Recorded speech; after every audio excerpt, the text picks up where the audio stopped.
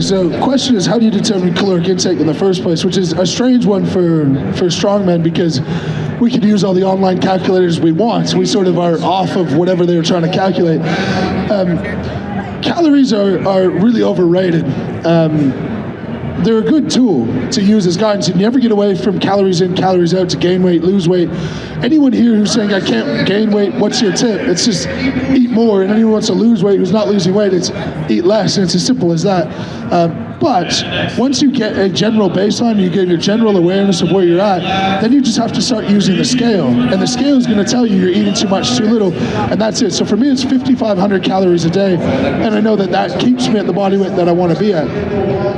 Now, the thing that a lot of people don't realize about calories and the legal requirement of companies when they display calories on labels is they're permitted to be plus or minus 20% on their label. And so you can tell me you eat 3,000 calories, but if we say plus or minus 20%, that's between 2,400 and 3,600.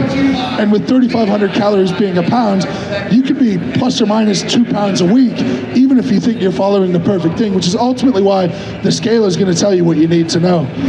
And then when are you reaching or tapping out your metabolic capacity? Yeah, can you specify metabolic capacity? That's not a term I've heard. Metabolic capacity is when you reach your max caloric intake. So your metabolism only takes you so far. So I want to know what that tapping point is where you're like, okay, I might spill over, like in terms of energy, where it's like tasking you. It's making you too tired to basically eat more. I guess it's a bodybuilding term. In strongman, we're always spilling over, like our profession is to spill over. So the number one for me is when it comes to systemic inflammation, that's what happens to me first, and digestion is a big one as well. So if you're on the toilet 10 times a day, you're like, okay, it's a bit much. It's a bit of a commitment. It is a great part of the day. Like iPhone games are awesome, but not that many times. So that would be one. But two is if I wake up in the morning and my ankles and knees feel really sore, I know that my systemic inflammation is through the roof. In which case, you either need to clean up your diet or drop your caloric intake. But more often than not, if you're eating a clean diet, you're not going to be able to eat enough food to get fat or hit that limit. And so it becomes, okay, I just need more of my food to be clean, and satiety is not going to be a problem.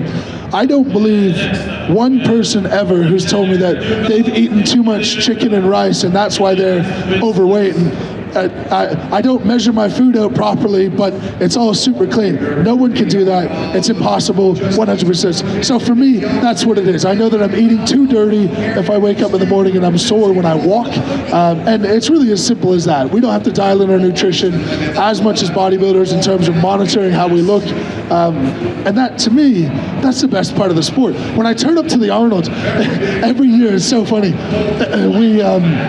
We have to go do the interviews and take all the pictures that you guys will see on social media. We do that the day before the show at the hotel. And at the Arnold every year, we walk by all the bodybuilders, all the classic physique guys. We walk past them to go to this room, and they're going in to do their weigh-ins. And so they're all in like their way oversized sweater and pants, hiding the physique that they're about to reveal. And they look so miserable and so grouchy and sad. And every year I say, I chose the right sport, 100%. Any other questions? I have a really different story of how I got into strongman in the first place. I knew very little of strongman when I got into it, and I'll tell that towards the end here. So growing up, I played hockey for 10 years. I played golf at a high level. I played college football. And after I finished college football, I graduated with undergraduate in human kinetics. Then I got what I thought was a dream job, head strength and conditioning coach with a professional basketball team. I did that for a season. At the end of that season, we lost in the semifinals, and I was quite upset, but I realized that if my team wins, my fans are happy. If the other team wins, the other fans are happy. And so ultimately, I didn't feel like I was making a net positive difference in the world. When I recognized that, I wanted to go to exercise and medicine route. The only thing that I consistently loved in my life was the gym. So when I went exercise and medicine route, I applied to the University of Sydney, which was #1 in the world for sport and exercise related subjects at the time. I got accepted there. And so when that was going to be my profession, I thought, I've always been an active guy, so there's no way that I could relate to anyone who hasn't been active.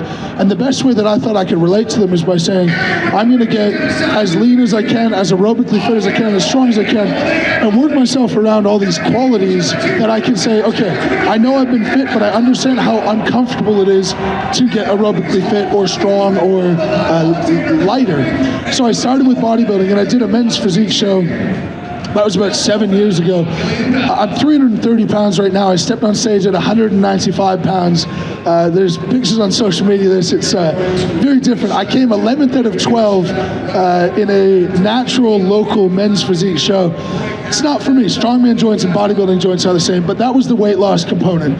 Then I went to the aerobic component. I ran 3 marathons. My best time was 3 hours, 24 minutes, which is, it was top 10% of my age division. It was reasonably good, and that was sort of my endeavor to learn aerobic fitness. Then I joined a powerlifting gym with the goal to get strong, and again, relate to people of how does it feel to get strong. Now, during this time, I always liked doing 1 rep maxes and working hard, and going to the gym, and every time I went to the gym, it was just, what's my 1 rep max bench press today? Like, that's all I wanted to do. Deadlifts as well, squats as well. And so I had history in strength training, but I joined this gym.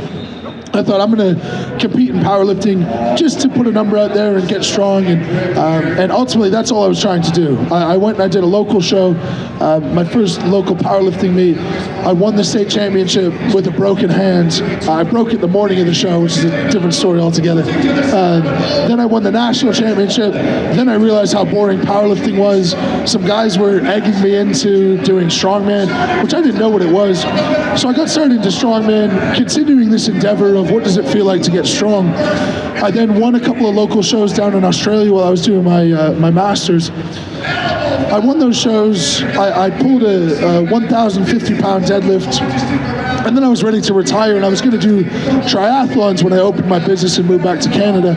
I got a surprise invite to World's Strongest Man, and this is sort of the funny bit. So that's why I got into strongman in the first place, and I never expected it to be a profession or a career or be on stage with anyone listening to me. But I got invited to World's Strongest Man, and when I got there, I didn't even know that there was a group stage and a final stage. I knew like Tom Stoltman because he was the reigning winner, and I knew Brian Shaw, and that was pretty much it. I rocked up not knowing a single thing, and my family was there who knew less than me, and they're just sort of like, la-di-da, like, what is going on? Ultimately, I ended up coming 8th there. That was in 2022. And since the spring of 2022, I've competed 24 times now. I've been on the podium every single time. I've won 16 or 17 of those shows, and I never anticipated what it would become.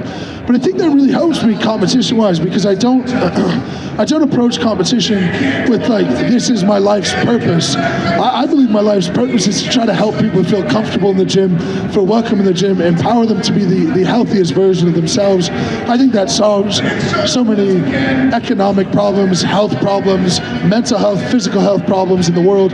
So I think that's ultimately my goal and my mission. And winning shows is just an accessory to be able to do that, because this crowd would be smaller if I didn't win yesterday. So it's just a privilege to be able to do that, and I never want to lose sight of why I got into it in the first place. But yeah, that's the long-winded story of how I got into it. One more question, if anyone. Again, congratulations on your win. As somebody that's starting to like lift heavier weights and more intense exercises, what would be like your biggest safety and performance tips? The question is, what biggest safety and performance tips for someone getting into lifting heavy? It's completely different than you think. Now, it's going to sound incorrect, so let me just again stand on authority, which is not the best thing to do, but this is from not just experience, but 6 years post-secondary education as well. It is not your technique. Your technique can help you be more efficient, can help you lift more weight, but that's not what gets you hurt 9 times out of 10. The best thing you can do is follow a well-structured program. When you get hurt, it's always program related, and that would be my biggest advice. Do everything you can to not get hurt. Now, in that, when you're trying to get strong, it's totally different to bodybuilding. So if you watch bodybuilding videos for inspiration, that's great. but you'll see them doing like lateral raises to failure and then drop sets and do more lateral raises. Same thing on every movement. Where in strength, we train at a 8 out of 10 intensity maximum for the vast majority of the year, meaning that you've got a few reps in the tank always, and that's to protect the nervous system, because we're training the nervous system, not the muscles. The muscles just happen to come, but it's about the efficiency of the connection between your brain and what's called motor units, which is the group of muscles you use to do the movement. So when you recognize that it's that efficiency, that's what gets you forward. Don't feel like you got to work to a 10 out of 10. Work at an 8 out of 10. Keep some reps in the tank.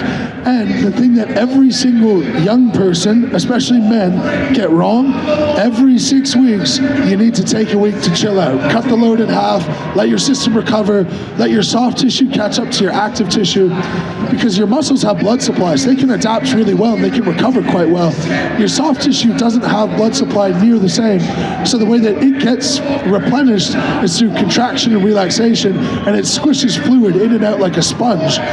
If you don't give that tissue time to catch up, that's when you start to run into joint pains, soft tissue pains, ligaments, tendons, all of that. And so, broad strokes, that's my best advice for you. But ultimately, outside of the physiology, the most important thing you could ever do is enjoy the process more than the results. Don't worry about setting a world record or winning anything. Just worry about staying consistent, be proud of that, and wherever you end up, you end up. And next up, your 198 left hand final. All right.